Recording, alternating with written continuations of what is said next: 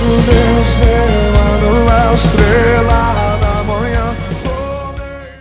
O Evangelho de Mateus, capítulo 7, versículo 21.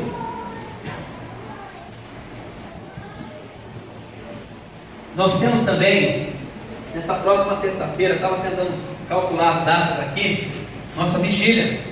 A próxima sexta-feira já, me corrija se eu estiver errado. A sexta-feira que vem é a última do mês. Então, a última vigília nossa foi uma bênção de Deus. Toda a última sexta-feira do mês, nós nos reunimos aqui para orar das 9 às 11. Por que não da meia-noite às 4? Porque o intuito não é você vir dormir na igreja. O intuito é você vir orar na igreja.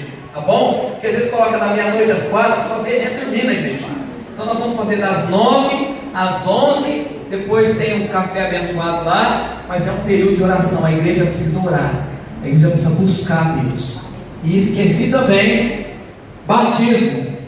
No dia 18, nós vamos ter o batismo lá na chácara. Depois de ter usado a piscina, na sexta, no sábado e no domingo, nós vamos batizar a gente lá, viu, Oswaldo?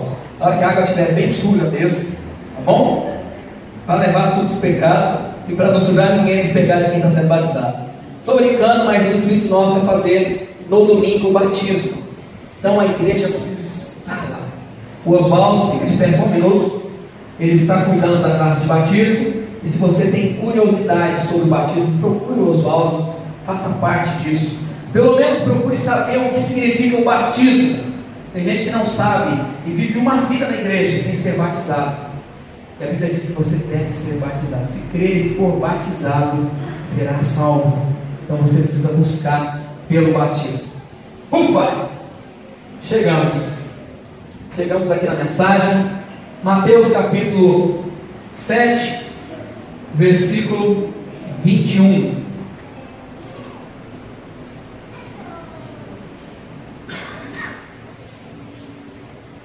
Diz o texto: nem todo que diz Senhor, Senhor entrará no reino dos céus, mas aquele que faz a vontade de meu Pai que está nos céus. Muitos naquele dia hão de dizer-lhe: Senhor, Senhor, porventura não temos nós profetizados em teu nome, e em teu nome não expelimos demônios, e em teu nome não fizemos muitos milagres? Versículo 23 diz: então lhes direi explicitamente: nunca vos conheci, apartai-vos de mim, os que praticais a iniquidade. Feche seus olhos, vamos orar. Deus, nós damos continuidade a este culto que é feito para o Senhor, que é para a glória do teu nome. Nós nos achegamos neste lugar com este único intuito de adorarmos e glorificarmos o teu nome. Somente o Senhor é Deus. Pai, o que nós pedimos nessa noite, que o Senhor continue falando conosco e use-me apenas como um canal do Senhor, que a mensagem seja transmitida por mim apenas por um canal, que o teu Espírito Santo venha falar claramente aos ouvintes que estão aqui esta noite, para a glória do Senhor. Amém. Amém, queridos? Amém. Glória a Deus. O tema da mensagem desta noite é: cristão ou gospel? O que você é? Esse é o tema da mensagem. Cristão ou gospel? O que você é? Mas antes que você responda, deixa eu te dizer algo que difere um termo do outro. Pelo menos quando se fala de Brasil. O que se refere? O que quer dizer? Em sua essência, a palavra gospel, ou o termo gospel, significa evangelho em português. Gospel é o diminutivo de gospel, ou seja, palavra de Deus, que significa ainda mais boas novas, boas notícias. O termo surgiu nos Estados Unidos no cotidiano dos cultos de adoração ao Senhor. Gospel surgiu como um tipo de canto na comunidade negra nos Estados Unidos, e era um ritmo de culto que possuía melodias simples e era mesclado com músicas folclóricas e um pouco de blues. Olha só que interessante. Ou seja, o termo gospel, no centro da sua formação, evidencia Cristo. A palavra gospel, na sua essência, é poderosa. Dentro da sua simplicidade, dentro da sua origem, dentro do seu surgimento. Nascido nos Estados Unidos, e eu sempre sonhei com isso, de estar num culto desse, nesse formato, nessa linha. Espero que um dia Deus me condicione a isso. Mas esta é a real essência da palavra gospel. E quando eu estou falando aqui, querido, ao contrário do que é conhecido hoje no Brasil, gospel no Brasil hoje é conhecido como um mercado gospel, a indústria da fé. E eu já disse isso numa mensagem, ou talvez em duas, que eu prefiro ser chamado como cristão e não gospel. Até a palavra crente às vezes me incomoda, porque a Bíblia diz que crente até o diabo é, porque crente é crer em algo, e o diabo crê nele mesmo. A palavra crente pode confundir alguns. A palavra gospel talvez seja o termo mais utilizado, mas a palavra cristã, ela é bíblica. E olha, quando nós falamos de Brasil, ao contrário daquilo que foi revelado aqui, o mercado gospel, a indústria da fé, tem sido algo que tem agredido a igreja do Senhor no Brasil. Eu estou falando de Brasil mesmo, porque é o único país que eu conheço daquilo que está acontecendo. Não adianta eu falar de outros que eu não conheço. Pode ser que seja a mesma coisa, mas aqui no Brasil, querido, foi feito um estudo na revista, foi colocado na capa da revista Carta Capital em 2012, e foi ali uma escola superior de propaganda e marketing, ESPM, e não ESPN, que estima que o mercado de produtos religiosos cristãos, em sua maioria voltados aos evangélicos, fatura em torno de 12 bilhões por ano no Brasil. E eu fiquei pensando nisso. O detalhe é que quando se fala de música gospel, fatura em torno de 1,5 bilhão no nosso país. E nós ficamos batendo em uma tecla dizendo sobre o Congresso Nacional, diante dos prefeitos, diante dos governadores, diante da classe de vereadores, questionamos sobre tudo. Mas o que acontece é que nós não estamos enxergando aquilo que está acontecendo dentro de casa, nas nossas casas. Entenda que este número é alarmante, é um número grande, e quando você se depara com tudo isso, querido, existe uma grande preocupação. A preocupação minha maior é que esse estudo foi feito em 2012, estampado na capa de uma revista. Eu fico pensando, depois de 4 anos, quase 5, como não está o número? Aonde nós chegamos? O fato é que tudo isso, essa explosão numérica de evangélicos, desses movimentos, partiram na década de 80. A partir de 1980 começaram movimentos no Brasil, movimentos neopentecostais. Você sabe disso. As igrejas começaram a encher, o número se tornou alarmante. O número que era de 10, 20, 30% no máximo, chegou a quase 60% no Brasil. De crentes, igrejas, o número se tornou cada vez maior. Templos suntuosos, disputa por fiéis, como se fossem consumidores. A nossa realidade é essa, que prega uma teologia da prosperidade. Não se engane, nós não somos esse povo. A igreja do Nazareno está longe disso, está longe desse movimento. É um movimento que atrai pessoas, é um movimento que chama a atenção das pessoas, mas está longe de ser o nosso movimento. Se você não sabe, o nosso movimento é um movimento de santidade ao Senhor. Esse é o movimento da igreja do Nazareno. Nós pregamos sobre santidade, nós pregamos sobre cruz, nós não pregamos sobre carro, sobre casa e condomínio fechado. Isso tudo Deus pode dar, isso tudo Deus pode proporcionar, mas essa não é a mensagem da Bíblia. Deus fala sobre outro assunto, mas este engano alarmou a muitos, e muitos chegaram na igreja por esses números.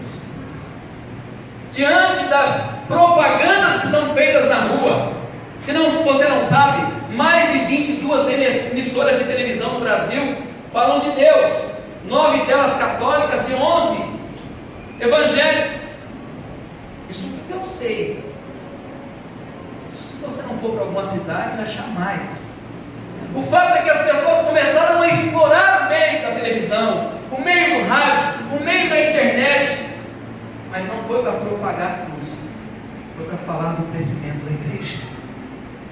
É interessante que você vai em alguns lugares, e eu estava com um casal de irmãos esses dias, e eles disseram para mim: olha, lá na igreja, com todo o carinho que eu tenho pelos irmãos, que são servos de Deus, ele disse: lá na igreja vai ter cruzada. Eu disse: a primeira coisa que o seu pastor precisa entender o que é cruzada. As pessoas não sabem o que estão fazendo na igreja.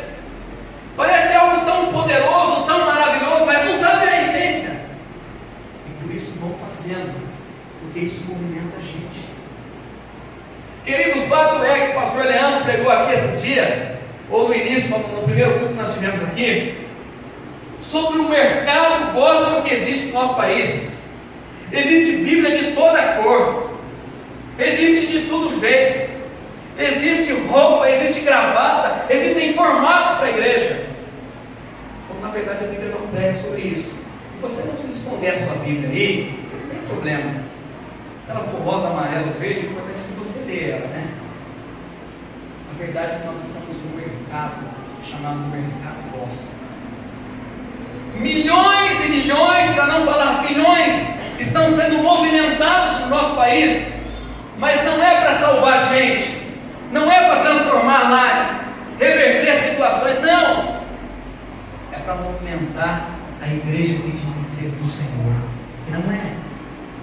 As igrejas têm um dono, e infelizmente a maioria delas não é do Senhor. Existem milhares de igrejas, mas que não são dele. Muitas igrejas foram formadas, mas não são dele. Tem um dono, tem uma razão social. E nós temos uma razão social também, mas a igreja de Nazaré não tem dono. Essa igreja, querido, não tem dono. Essa igreja pertence ao Senhor. Essa igreja é de Cristo. Mas este mercado assustador, ele alavancou muito.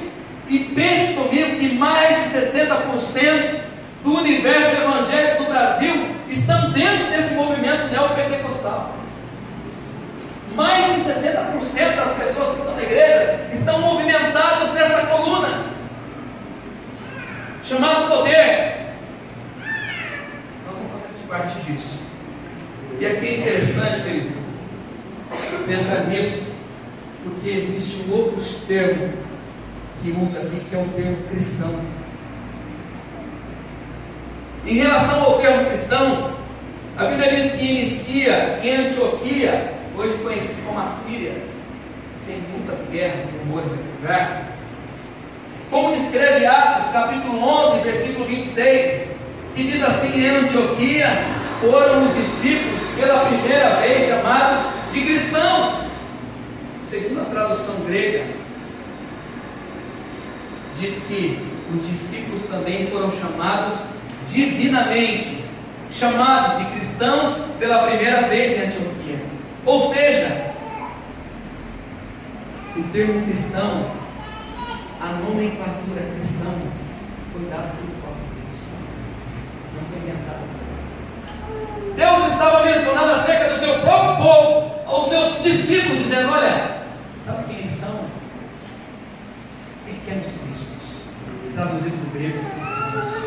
O próprio povo que estava vendo eles em Antioquia e pelas cidades que passavam, porque o fato é que Barnabé pega Paulo e fala: vamos para Antioquia e vamos começar um trabalho lá. E depois de um ano pregando, ministrando, os próprios moradores da cidade começaram a olhar para eles dizendo: olha, eu conheci o povo aí, eu sei quem são. Eles são cristãos, eles se parecem demais com isso.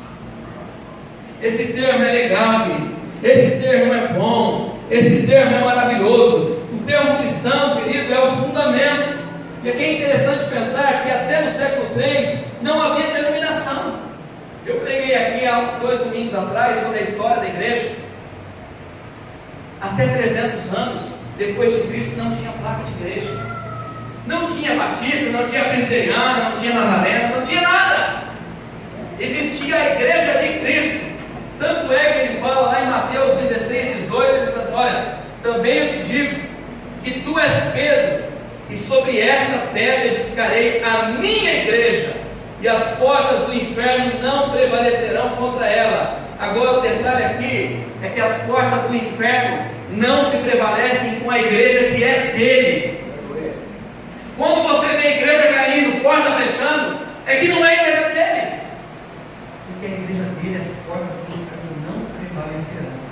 Não estou dizendo que não pode acontecer um acidente numa igreja, pode, mas a igreja que ele fundou, a igreja que ele estabeleceu, o inferno não pode prevalecer contra ela, porque é a igreja dele.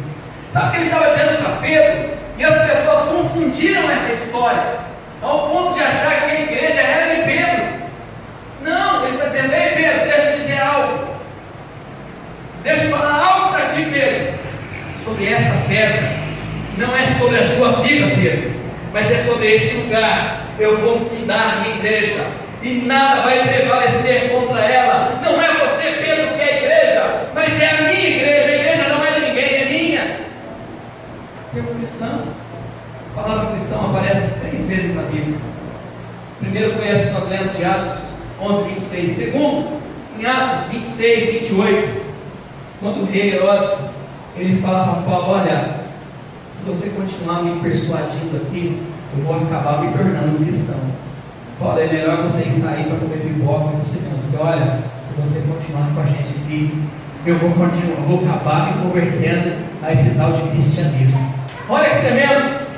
E lá no terceiro lugar, 1 Pedro capítulo 4, 16, o Pedro está trazendo uma instrução. Ele diz: olha, se sofreres como cristãos, não te envergonhes, mas antes glorifiquem a Deus por meio deste nome. Ele está dizendo: olha, se vocês estiverem sofrendo como cristãos, não tenha medo, não tema nada, antes glorifiquem esse nome, ele é poderoso. O tema cristão, querido, ele nos favorece, ele é melhor, mas deixe tentar te ajudar ainda mais com a sua resposta, porque você precisa dar uma resposta no final, sabia disso? Porque eu comecei a mensagem com uma pergunta, mas você precisa responder isso. No final da mensagem você precisa ter uma resposta, se é que você está confuso ainda. Mas eu quero te ajudar um pouco mais. Deixa eu te ajudar a sua resposta sobre a pergunta descrita no tema da mensagem, traçando alguns paralelos ao termo cristão e gospel.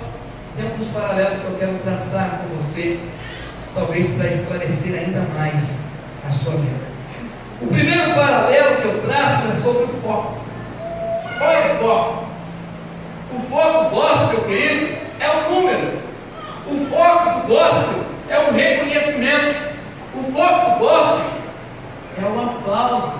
Esse é o foco para quem se declara gospel. O que você é, irmão? Gospel.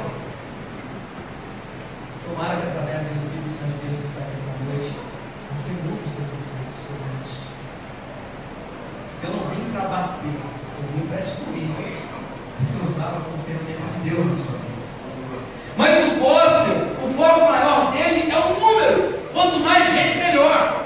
Quanto maior o número, maior a igreja, melhor. Esse é o foco do gospel. É número. E é reconhecimento para si. Sabe quem eu sou? Pastor Eduardo do Nobre, a igreja que em menos de um ano cresceu. Eu quero que estampe as minhas fotos nas paredes que, olha, sabe quem eu sou? Buscam reconhecimento. Isso eu nem gosto. Eles buscam o aplauso. Eles querem ser aplaudidos como se eles fossem alguém. Como se não fosse Deus usando a vida deles. Querido, eu fico pensando de onde é que Deus me tirou. Aquilo que eu era, aquilo que eu fazia contra Ele. E quando eu estou ministrando para vocês aqui esta noite, eu fico honrado, feliz. Irmãos, eu fico pensando nisso. O que Deus tem feito na minha vida, o privilégio que é fazer isso. O privilégio que é transmitir a mensagem dele para a igreja. Eu não posso deixar me dominar é que eu posso fazer isso sozinho, porque eu não posso. Se eu não dobrar os meus joelhos, se eu não consagrar a minha vida diante de Deus, dizendo: Deus, tenha misericórdia de mim, fala com a tua igreja e usa-me apenas como ferramenta sua, ele não usa, porque foi para isso que eu fui chamado, para ser instrumento dele, mais nada. Sabe quem eu sou? Apenas um vaso na mão dele, do olheiro, para que ele me use da forma que ele apraz. Os aplausos, queridos, estão longe disso. Não. Os aplausos às vezes atrapalham, principalmente naquilo que se difere a igreja do Senhor. Se você quer aplaudir alguém nesse lugar, aplauda o Senhor, porque é Ele que é digno da glória. Carlinhos usou um termo aqui na quinta-feira que o irmão Toninho, um familiar, foi curado por Deus. Nós temos mais testemunhos para dar no próximo domingo. E quando o Toninho falou que o Carlinhos orou, o Carlinhos usou o termo que a igreja orou. O fato é que alguns pegam a glória para si e alguns buscam o aplauso, quando na verdade tudo que é feito neste lugar é para a honra e glória e louvor do nome do Senhor. Ele é o dono da igreja. Ao contrário do meio gospel, do foco, sabe qual é o foco do cristão, queridos? O foco do cristão é a salvação, é o céu. Mateus 6,23 está dizendo: buscar em primeiro lugar o reino de Deus e a sua justiça, as demais serão acrescentadas, as demais virão atrás de nós. Mas em primeiro lugar, sabe qual é? Buscar o reino dele, a justiça dele, os céus, a salvação. Isso é o foco do cristão. Se o seu foco for outro, querido, você está no campo gospel.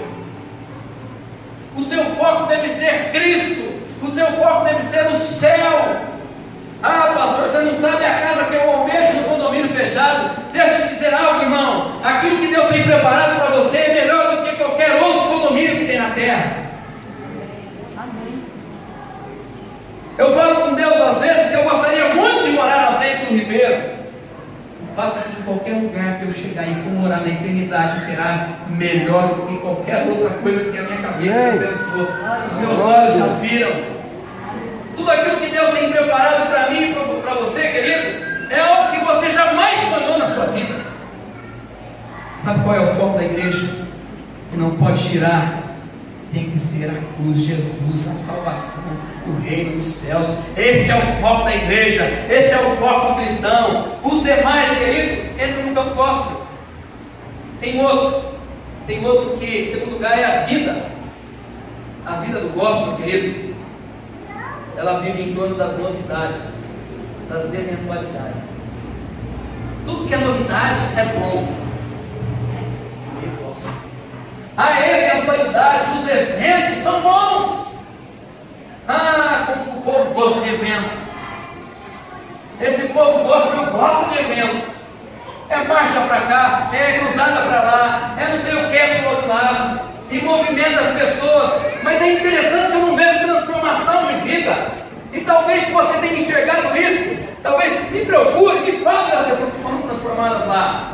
Uma vez me chamaram para ir num show gospel e falou assim: você quer pista ou camarote? Eu falei: Jesus, quando eu saía com a minha esposa, ia para as baladas, nunca tinha dinheiro para o camarote, ficava lá de pista, porque até a pista era cara. Que história é essa? Se eu tiver que ficar em algum lugar é para ver Jesus. Claro que eu posso ouvir um homem e uma mulher de Deus cantar, claro que eu posso, mas pagar para ouvir, isso é o defeito da igreja gospel, não da igreja do Senhor. Quem é cristão não paga para ver gente pregando. Quem é cristão não paga para ver gente cantando. Isso é mercado gospel, gente. Não é o povo cristão. O cristão, querido, sabe qual que é a vida dele? É a vida de renúncia, é a vida de desapego. Lucas 9, 23 está dizendo assim: ó, se alguém quiser vir após mim, negue-se a si mesmo, tome a sua cruz diariamente e me siga.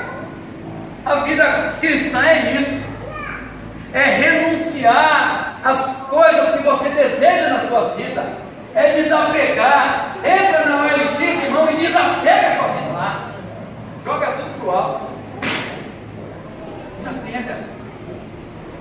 Coisa que a gente precisa renunciar. A vida do cristão é isso, renúncia. gospel vive de eventos. Não vive? Gosta do evento. O cristão vive de um único evento. O gospel vive de eventos. O cristão vive de um único evento que aconteceu há 2000 anos atrás. A morte e a ressurreição de Deus. Nós só vivemos desse evento. O único evento que nós adotamos para nós é o evento da morte de Jesus. Esse evento deve ser guardado no nosso coração. O evento da ressurreição é o evento que nós devemos guardar conosco. Terceiro lugar, a busca. O gospel busca aquilo que lhe agrada, aquilo que o satisfaz, seus próprios interesses, aquilo que é bom para ele, aquilo que é confortável. É isso que ele busca. Agora o cristão busca aquilo que o repreende, que o exorta, que o ensina. É ao contrário. O cristão busca aquilo que molda a vida dele, aquilo que transforma a sua mente, aquilo que transforma o seu coração. Eu preguei uma mensagem no último domingo de arrependimento. Se você não viu, pode entrar no YouTube, que agora eu estou famoso também. Entrei no meio gosto agora. Só agora eu só gosto. Estou no YouTube, saí de novo, cristão de novo, graças a Deus. Estou no YouTube, primeira vez que eu fui no YouTube. Nós temos um site da igreja, você pode focar lá para ver a mensagem do Éder, minha, daqueles que estiverem aqui. Mas a mensagem do arrependimento, quando nós preparamos a mensagem, eu falo, meu Deus, é isso mesmo que o Senhor quer. Porque não é mensagem de golpe.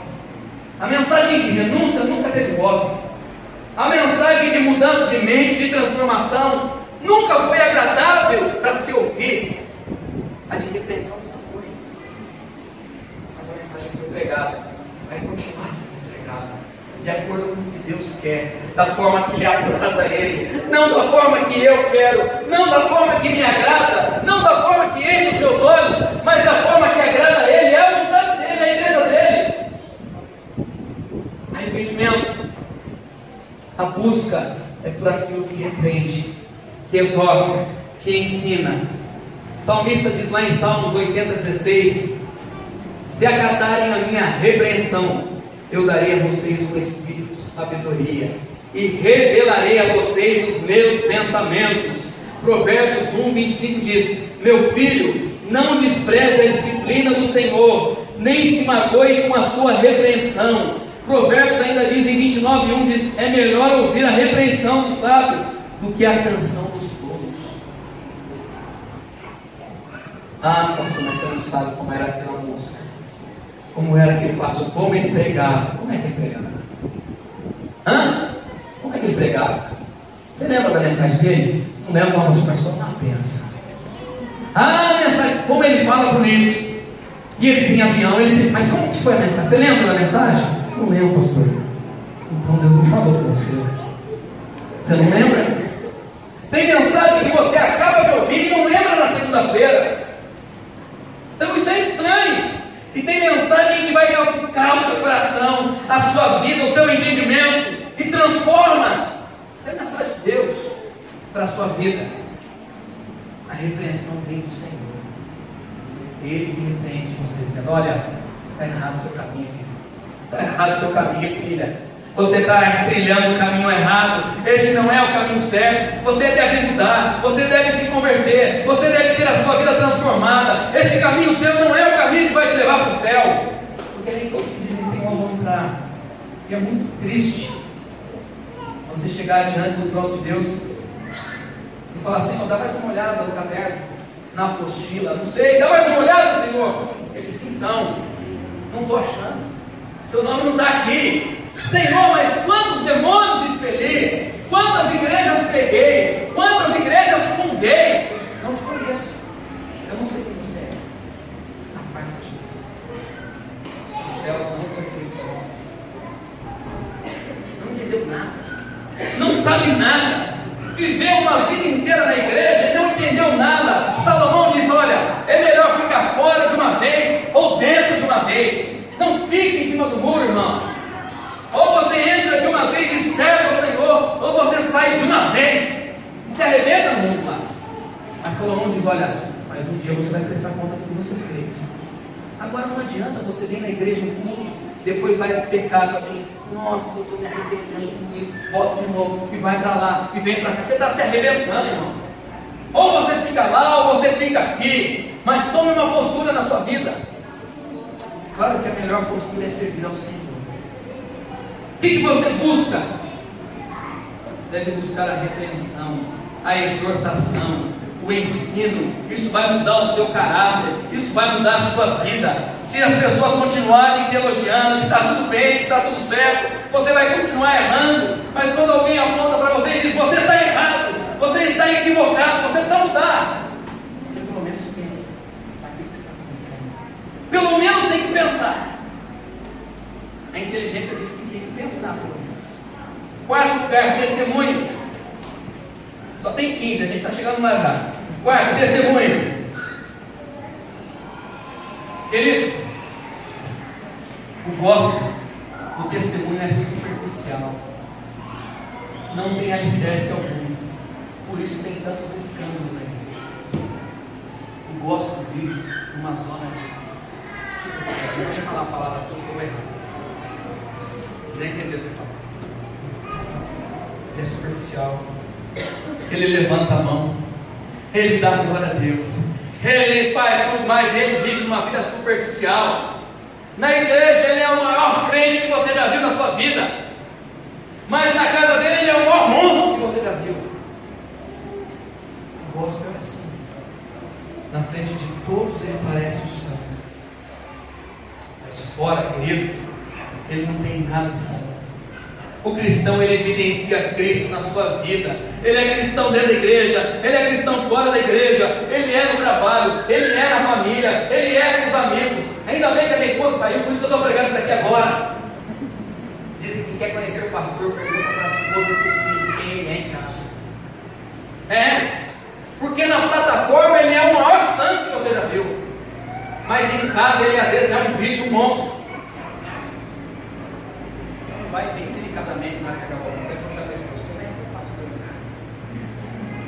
Como é que é no trabalho? Como é que é com os amigos? Porque isso vai definir se ele é gospel ou se ele é cristão. Porque ser pastor, crente aqui é fácil demais, gente. Eu coloco a roupa de pastor, embora ultimamente eu não estou usando roupa de pastor, não. Estou usando gravata, estou usando terno, né? Estou bem radical aqui. Mas coloca a roupa, coloca o perfume, vem para a igreja. E usa 1h30, levanta a mão, chora, canta, prega, fica uma semana estudando, você prega, passa horas estudando, todos pregam aqui, todos podem pregar. O fato é se o Espírito Santo de Deus vai usar a sua vida ou não. Porque pregar todo mundo pode pregar, cantar todo mundo pode cantar, falar todo mundo pode falar, mas se Deus vai usar você ou não, isso é o que difere da sua vida com Ele, se você tem ou não uma vida no altar. Porque não adianta comover pessoas num culto, sendo que eu não tenho a minha vida no altar, queridos irmãos. Eu preciso ser um crente, um cristão, no meu trabalho, no meio da minha família, com os meus amigos, aonde eu passo, eles precisam entender que eu carrego em mim as marcas de Cristo, que eu ando com Cristo, que eu vivo o Evangelho na minha vida. Testemunho. E por último, a escolha. O gospel, a escolha dele é o atalho, é a facilidade. Tudo que é fácil ele vai. Existe uma facilidade, ele está na facilidade. Existe um atalho, ele está no atalho. Ao contrário do cristão, é o caminho mais longo, é a porta mais apertada, mais estreita. O cristão não busca atalho, o cristão se redime diante de Deus, dizendo: se é assim, vai ser assim. Quantos foram perseguidos? Quantos foram mortos? Quantos foram açoitados? Mas não negaram a sua fé. Quantos pais de igreja, tanto do lado masculino como feminino, queridos, eu sou apaixonado pelos pais da igreja. Eu sonho um dia encontrar com cada um deles e abraçar, falando: irmão, eu sou seu pai. Fica quieto, não pode falar isso aqui em cima. Vamos fazer uma escola em cima, não pode. Não, mas eu te amo muito, irmão. Aí, pelos pais da igreja, que diante de todas as suas lutas não negaram a sua fé. Eu fico pensando, se entrar alguém armado aqui e falar: quem nega Jesus? Eu fico pensando: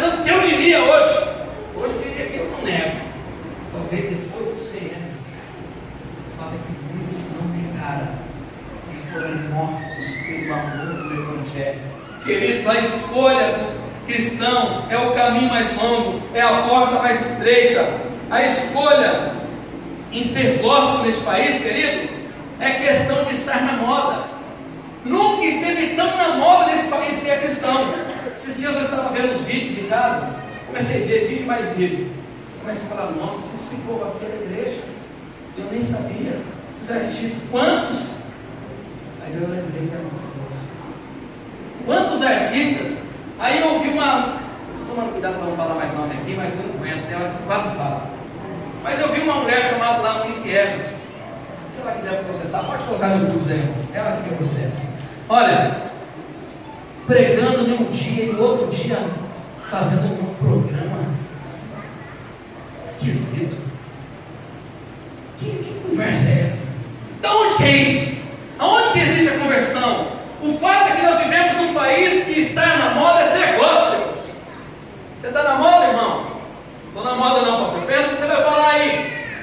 Esse negócio de falar que está na moda aí, toma cuidado, querido. Porque a escolha de ser um cristão é para viver uma vida em Cristo, não para viver na moda. Crente não vive na moda. Cristão não vive na moda. Cristão vive em Cristo. Cristão anda com Cristo. Deixa a moda de lado. Pode pôr uma camisa bonita, querido. Pode pôr um brinco abençoado aí. Não tem problema. Passa um perfume santo aí. Põe um sapato abençoado. Pode usar até tênis vermelho, que eu também uso. Não tem problema nenhum. Isso não difere a sua santidade.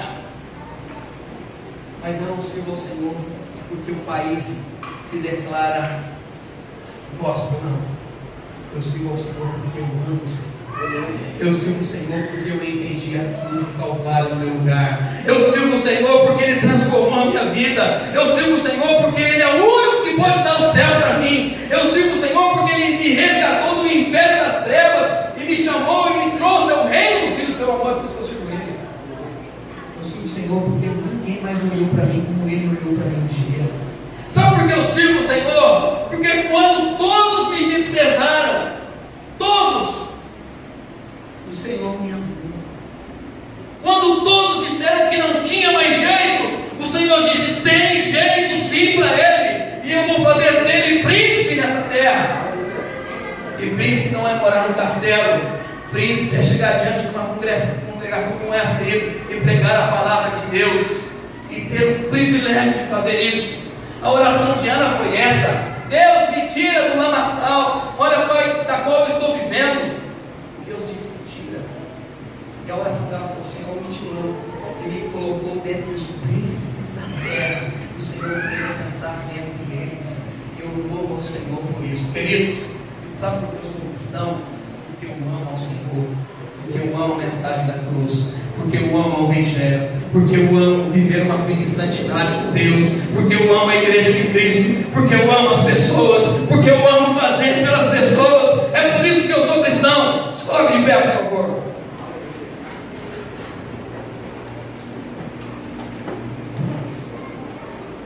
Pastor, eu tenho dúvida ainda sobre a minha resposta. Nós vamos orar. Nós vamos ter um tempo de oração aqui agora. Existe uma dúvida. Eu entrei aqui como gospel, mas você pode sair como cristão.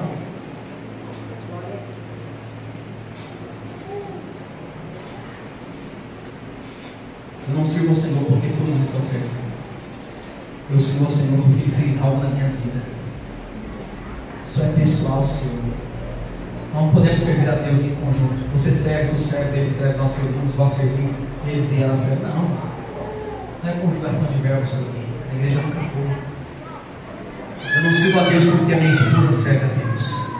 Eu não sirvo a Deus porque a minha mãe serve a Deus. E eu disse para o meu filho: não sirva ao Senhor porque seu pai é um pastor. As minhas filhas não podem servir a Deus pelo simples fato de ter um pai pastor. O dia que eu fui batizar meu filho nas águas, eu disse: você tem convicção do que você está fazendo? Você tem certeza do que você está fazendo? Porque se você não tiver, não vai batizar. Você vai tomar um banho de água gelada porque estava gelado aquele dia. Você precisa entender Jesus. Você precisa entender a cruz. Você precisa entender o Evangelho. Porque se você não entender, irmão, o que você está fazendo aqui, irmão? O que você está fazendo aqui se você não entende essa mensagem? Você precisa entender a mensagem foi pago no meu lugar. Você precisa entender isso. Você precisa entender que esse é o livro dele, a mensagem dele está aqui. A palavra de Deus tem falado com você, irmão. O fato é que como você recebe isso e como você guarda isso na sua vida, isso vai fazer toda uma diferença. O que você é? Gospel ou você é cristão? Feche seus olhos.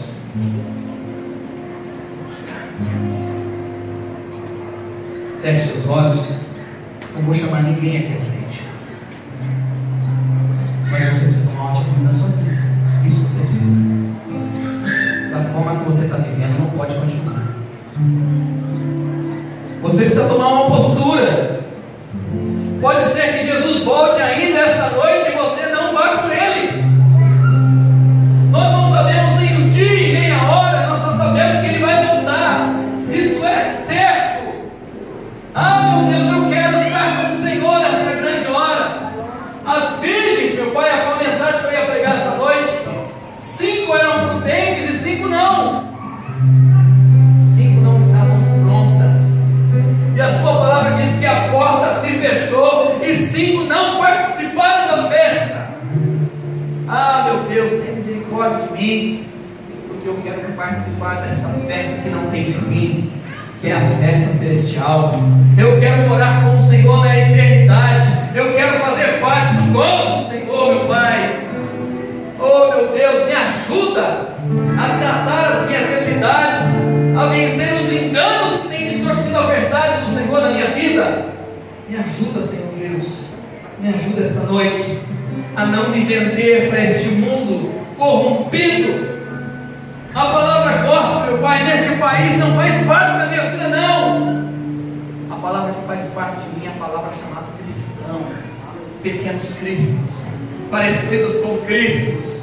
Oh, meu Deus, me ajude quando eu chegar no meu trabalho, meu Pai, que as minhas ações, que as minhas reações possam repercutir naquele lugar que existe Cristo em mim.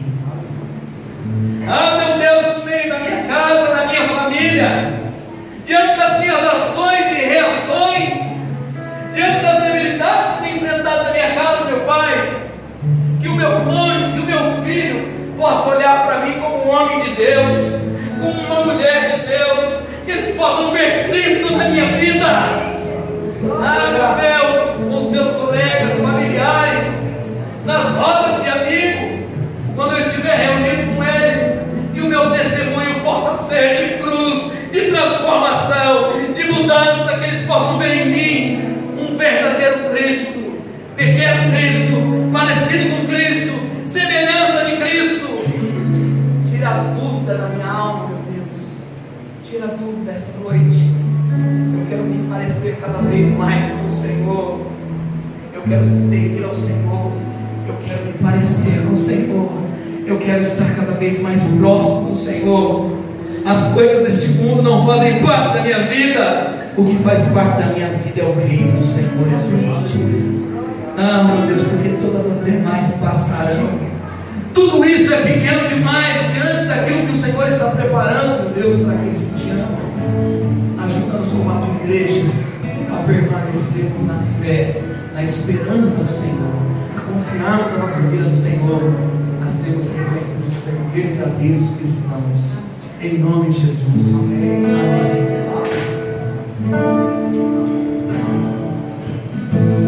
Quero me apresentar a ti, ó Deus, te ofertar em louvor e entregar, me derramar os teus planos, cumprir, que possas achar em mim a